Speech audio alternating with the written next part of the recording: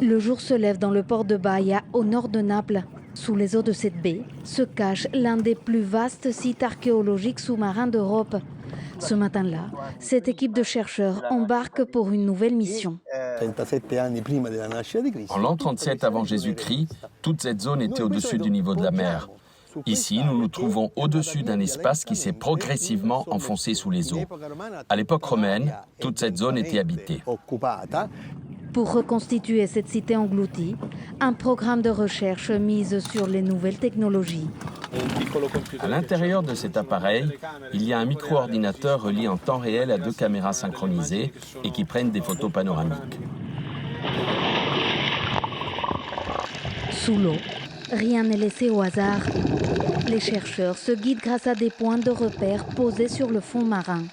Pour chacun de ces points, nous connaissons les coordonnées géographiques. Pour chaque photo, pour chaque pixel, nous pouvons avoir potentiellement les coordonnées en 3 dimensions, donc un point dans l'espace.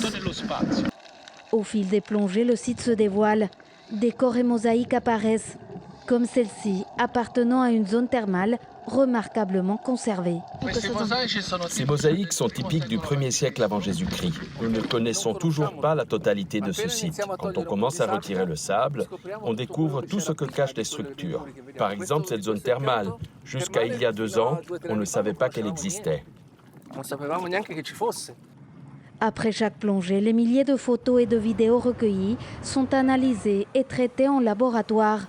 Objectif : créer des modèles tridimensionnels en réalité augmentée et imaginer de nouvelles façons d'explorer le site. Imaginons qu'au lieu de plonger dans une mer sans aucun repère, on entre dans l'eau avec un outil qui vous indiquera en temps réel où vous vous trouvez et vous fournira des informations sur les structures et les éléments archéologiques qui vous entourent. De quoi faire revivre cette cité romaine, engloutie par la mer depuis près de 17 siècles.